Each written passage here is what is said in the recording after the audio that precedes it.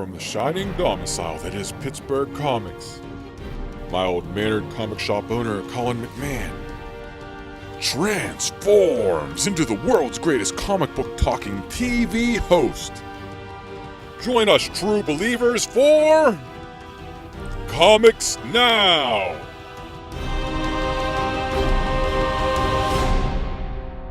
Hey everybody, welcome to Comics Now for February 2019. Now, February is always a weird month for the publishers. They always they don't want to hype their exciting stuff. They wait for Free Comic Book Day, which is in May. And that's when they want to have all their new stuff coming out. So there's not a ton of new stuff coming out in February, but there's lots and lots of good stuff. And I'm going to go over all of it to let you know exactly what's going on. Starting off, there's two new TV shows that are out. There's Umbrella Academy, which is starting in February. And there's also Deadly Class, which started in January on the Sci-Fi Network. Both of them are based on comic books, and really, really good comic books. So last month we did Umbrella Academy for our book club, and this month we're doing Deadly Class for our book club. It's going to be on Friday, February 22nd at 7 o'clock. If you're interested, the first volume is only $10, and I always do 25% off all book club books. So $7.50, get a real neat book, come in, talk about it. I get pizza. It's fun. It's a good group of people. So lots of good stuff on TV, and if you like what you see on TV, there's lots more in the books, because Deadly Class is on 6 or 7 volumes, and Umbrella Academy right now is the 3rd volume is coming out in issues.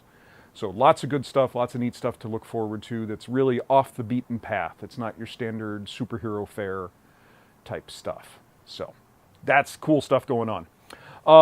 Double points. I always do double points every month, and in February it's going to be on all Image Comics graphic novels. Because Deadly Class is put out by Image, I decided let's just follow that up. And so all their vast library, everything you can get double points on, which you can use for future discounts, all sorts of fun stuff. And ask for recommendations. We'll be happy to point you in the right direction. Also, because February is not yet the beginning of convention season and there's not a ton of stuff going on, in that regard, Comics Pro, the comic book retailer industry organization, has its annual meeting every February. This year it's down in Charlotte, and I'll be going to that. I was appointed to the board of directors last year, and I'm up for re-election this year, and lots of good information is there.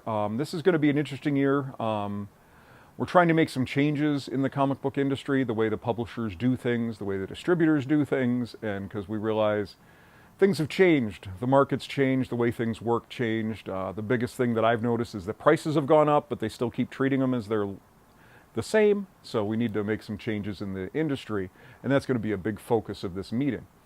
The other neat thing about the meeting is I get to meet with all the publishers. And so if you have any questions about anything, not so much storyline things, they're not going to answer those kind of things, but when are we going to see this type of book? When's Legion of Superheroes coming? Things like that. I can certainly ask any of the questions that you have, so let me know. That's coming up in, I think it's like the 21st, that weekend, or around there. So if you have any questions, please, I will be happy to ask them for you.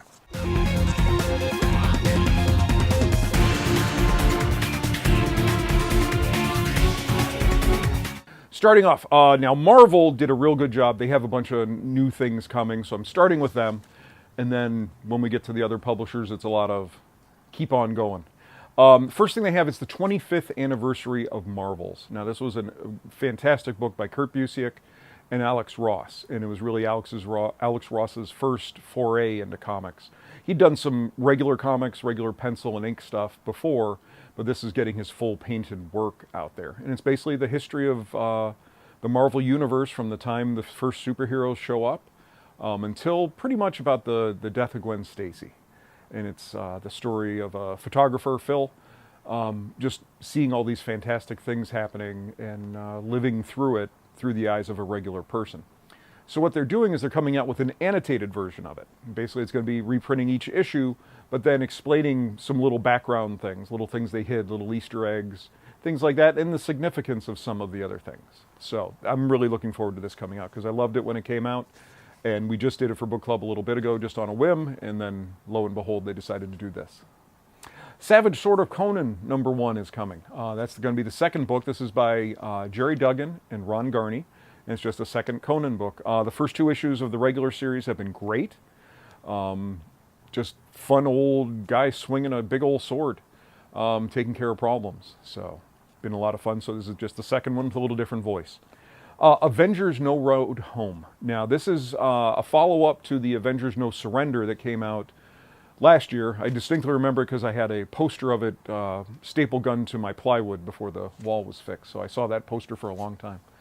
But it's a weekly follow-up to that. It's actually fitting in between 2 issues of the regular Avengers book. And it's the return of Voyager, who was the new character they introduced in No Road Home. And it's written by the same group. Al Ewing, Jim Zub, and Mark Waid are writing this 10-issue series. Daredevil, a new Daredevil #1 is coming. The last Daredevil storyline was the death of Daredevil, which is a problem when you then announce a new series. But he was basically left in a coma, and Chip Zdarsky is doing this one with Marco Cicchetto. And they've been everything's under wraps. They haven't told us anything about this book. All the solicits, everything is classified. I was just getting ready to do my new tags where I always print out the solicitations so people can see what the book is about, and it still says classified. So not a lot of help there, but new series. We'll find out how he comes back and all sorts of stuff. Wolverine and the Infinity Watch. Well, Wolverine was dead for a while, and then he's been returning for a while, and now finally he's back, and he has an Infinity Gem. So we have to figure out how this happened. I believe it's the Time Gem because it's blue. But how did he get the Infinity Stone? And why is he hanging around with Loki right now? So this looks like it's going to be a little bit cosmic with Ghost Rider and the Infinity Watch, which was an old series with Warlord and all sorts of fun people. Old Man Quill. They did Old Man Logan a while ago, and then they just wrapped up Old Man Hawkeye, which was telling a little bit more of that story. This one I don't think relates to either of those. This is Old Man Quill. Basically, it's Star-Lord has long been retired, but now he's coming out of retirement for one big last score and also looking up for a quest for redemption. Then Marvel's doing... I'm not sure exactly what they're doing. Some of it is copyright protection where they have to put a book out with a certain title every so often. And then the first one, I read something about there's going to be more, but I'm not sure about this. But the 3 books that are coming out this month in this regard are Love Romances, Gunhawks, and Ziggy Pig and Silly Seal. So I'm not sure exactly what's going on with Ziggy Pig and Silly Seal. I'm not familiar with these particular characters, but we will find out what's up. Then in Uncanny X-Men, they had running, it was weekly until the big dramatic end of X-Men Disassembled, where X-Man basically did a major thing to try to save the mutants or get rid of the mutants. We're not exactly sure, and we're going to find out. The Alpha already came out, which explained where all these are going, and now we're getting a bunch of miniseries, a la Age of Apocalypse, where all the X-books stopped, and we got these new series. This is doing a very similar thing. So the different books are Age of X-Men, Marvelous X-Men, where the perfect heroes for a perfect world. The world is now utopia, and the X-Men help make it that way. But no one dares say otherwise. So there's something a little sinister going on underneath. There's Next Gen, which is the Summers Institute for Higher Learning instead of the Xavier Institute. We have the Amazing Nightcrawler, where he's a superhero and a movie star, but something is rotten in Tinseltown. And then Age of X-Men, the Extremists. These are the people who take care of the problems you didn't even know existed. And they keep working on the most insidious threat of all, love. Then we also have Uncanny X-Men #11. This is a big giant-sized issue.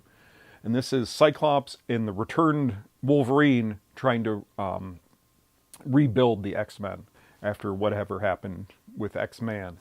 So this is back not in this alternate reality or whatever these other books are in. This is back on regular reality with them trying to rebuild everything.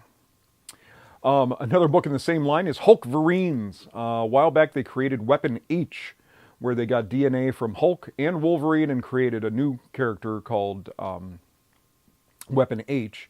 And now they're having a big battle where it's going to be Hulk and Wolverine versus Weapon H. Captain Marvel, I don't know if you saw the Super Bowl, but they had a new Captain Marvel ad, so they're really hyping up Captain Marvel. And she's getting a one-shot called Braver and Mightier, where there's a big celebration celebrating everything Captain Marvel going on, but at the same time there's an alien invasion, and she has to figure out how to take care of all her fans and the world, and also stop a giant alien invasion. So it's just a one-shot. It should be just a big kind of setting the stage for what's going on in the movie. Star Wars is continuing on with its Age of Republic books, and we're getting an Anakin Skywalker one-shot and a Count Dooku one-shot, because Count Dooku was everybody's favorite in that movie. So, The heroic Jedi Knights lead the clone armies of the Republic against the endless droid legions of the rebellious Separatists. The powerful young Jedi prodigy, Anakin Skywalker, may be the Republic's best hope to end the conflict. But as the fires of war engulf more and more of the galaxy with each passing day, Anakin faces challenges his training never prepared him for. droids on my tail! Don't think I... Thank you, General Skywalker. Anytime. Now, let's finish this. We didn't expect to find the droid contingent of that magnitude in this sector. Do we know where they came from, Admiral Yularen? Republic intelligence indicated previously unknown droid foundry on the third moon of Kudu. With our military presence here revealed, our window to destroy the foundry is limited. The nearest Separatist reinforcements are less than 2 days away. So we strike quick and we strike hard. I've outlined a plan of attack based on advanced scouts reports. Why are the potential casualty numbers so high? It seems the foundry operations are being run by a local Kudan population. We suspect the droids were rushed into production before full automation of the facility could be completed.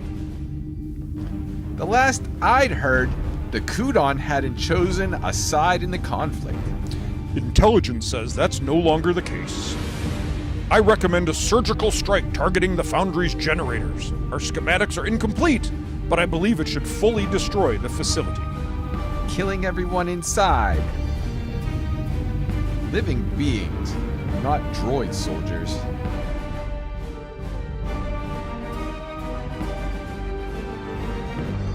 That's what we have from Marvel. Now, like I said, the other companies, not as much as far as new stuff coming out. DC has an interesting one. It's a 4-issue, once-a-week book story called The Price. And this is by Josh Williamson. And this is going between Batman and The Flash. And an old cold case from Batman's past has resurfaced, and something's going on with it. And it also somehow ties into Heroes in Crisis. And so we'll see where that's going. It's going to be every week, Batman, Flash, all written by Josh Williamson, tying in, and somehow it's going to involve Gotham Girl and some other stuff. Female Furies. If you enjoyed the Mr. Miracle run that Tom King just did, Big Barda is one of the Female Furies, who is one of Darkseid's warriors. It's the female trained by Granny Goodness, and Darkseid's warriors are losing their fight against New Genesis. And so they call on the Female Furies to show up and save the day. So this should continue on the characters, at least, from the Mr. Miracle series. Wonder Twins. This has been written by Mark Russell. Now, everybody knows the Wonder Twins, Zan and Jaina. One, form of an animal, form of water. But it's written by Mark Russell, who I particularly have a real fondness for his writing. He started off with Prez, and then he did The Flintstones, Snagglepuss. Right now he's writing Lone Ranger and a brand new Red Sonja that's coming out. And so I'm very interested to see what kind of take he can do on this. Basically, they have been put into Metropolis High to kind of keep an eye on things and work a little undercover. And we'll see where this goes. I'm sure there will be lots of hijinks and a little bit of social commentary. High Level is a new one from Vertigo, where basically there's this mythical place called High Level.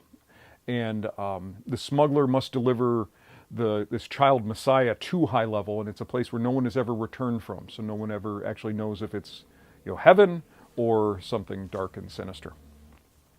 And finally from DC, Doomsday Clock number 9 should be coming out the end of the month. It's really been a fantastic story. Sadly, a little bit slow to the artist taking his time on it. But the next issue is coming out. Everybody always asks, when's the next one? Well, it should be the end of the month.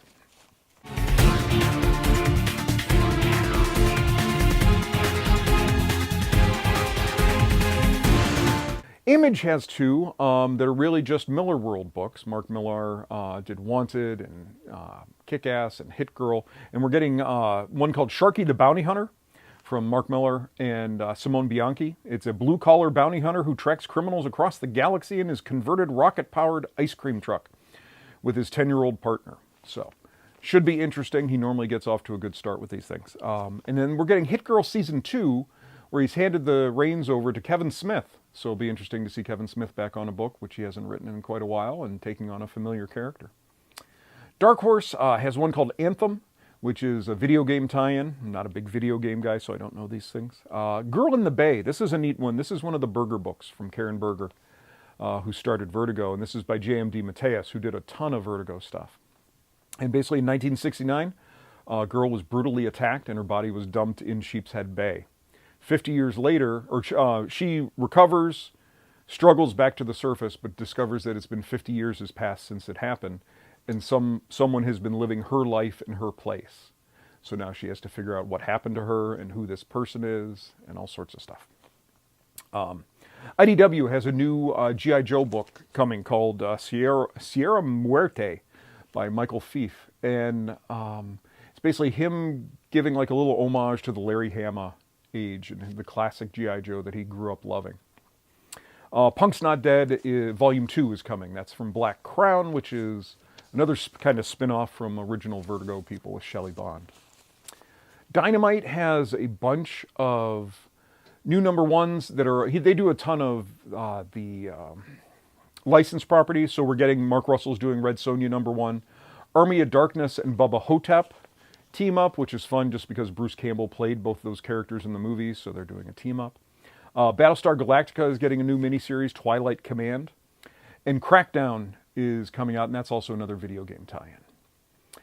Aftershock. Aftershock is making a real big push to get us to move more of their books, so I'm looking forward to seeing what they're going to do. I actually had a conference call with them last week, and it was fun just, them asking what they can do to move more books and giving them some thoughts and things. So they have a couple new ones. Stronghold. This is from Phil Hester and Ryan Kelly. Earth is basically actually a prison for this ultra-powerful being who has amnesia and doesn't remember what he is. So they've kind of stashed him on Earth to keep an eye on him, because if he turns bad, he can destroy the universe. And they have one called Oberon, who is the fairy king who was deposed and is down on Earth and is trying to trick a girl into giving him back his power so that he can retake over the fairy kingdom. Black Mask. I haven't talked about them in a while. We've gotten a little slow on shipping, but they have a new one coming out called Nobody is in Control. And Richard is drawn into a twisted world of conspiracy going back hundreds of years. Basically, the story is he sees somebody walking through his property, walks out the back, into the backyard, into the woods to follow him, and then all of a sudden all chaos happens. And then lastly, we come to Valiant. Valiant's had a lot of changeover company-wise, and so we're getting some new ideas from them instead of just the standard characters that they've been playing with. We've gotten a couple new ones. One's called Incursion. This is from Andy Dickel and Doug Braithwaite. The Eternal Warrior and the New Geomancer defended against an invasion from the dark side for this one. And then this other one, this is the new one from Teenie Howard, who's a real new up-and-coming writer who's doing all sorts of little things. It's called Forgotten Queen. And basically, there was this witch who used to imbue the warriors with great power and savage ferocity that would make them just tear apart their enemies. And all of a sudden, she's back. And what impact will this have on the world when all of a sudden she can create armies of untold power at her whim? And how do they stop her? So that's the stuff that's going on. As always, we're still going on Superman and Spider-Man, and everybody's continuing on their stories. This is just a highlight of some of the new stuff that's coming. This month, like I said, we're doing image trades at double points on all Image graphic novels. Book Club is going to be on the 22nd, and it's Deadly Class. Check out the show. It's really fun. Well, fun for a school about training kids to be assassins, but it's been interesting. And then Umbrella Academy is starting, I believe, on Netflix on the 15th of February. And that's been two really good stories so far. And then they're doing the third one right now that's not quite wrapped up. So if you have any questions, you can always reach me at the store or pittsburghcomics.com, Facebook, Twitter, Instagram. I'm easily accessible. Thanks for watching, and stay tuned for Comic Previews Theater. Thanks.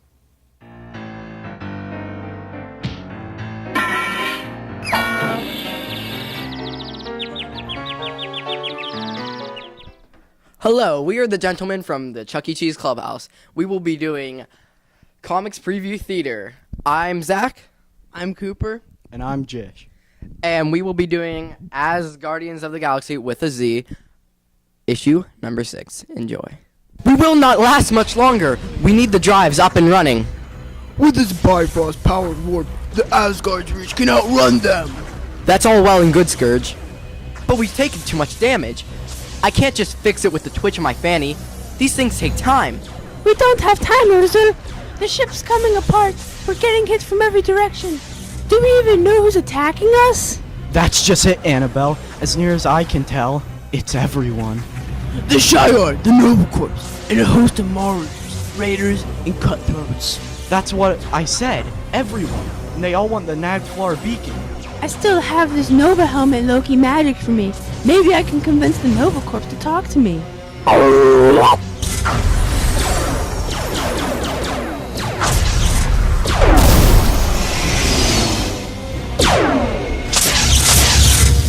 Well, at least the frog thinks is a good idea. Hello, Nova Corps? I think we're in the middle of a big misunderstanding. If you could stop attacking us and convince all the others to stop too. You aren't authorized to use the subspace communications channel. The Asgardians are in possession of a weapon of cosmetic destruction. Surrender at once and hand over the device, or... I don't think they want to listen to reason. You did what you could, Annabelle, but soon our armies will rip our ship to pieces, then battle one another over their prize. So it might be best if we abandon ship. I can cleave a passage through space. That won't be necessary, Scourge. We're not leaving the Asgard's Reach behind. I don't know, Angela. I think the executioner's plan sounds fine. If I'm being honest, I'm not feeling myself at the moment. No excuses, Loki. Deliver us from this place. Do what you've promised. Oh, fine, whatever you say. You really have a one-track mind, sister. Everyone, hold on to something.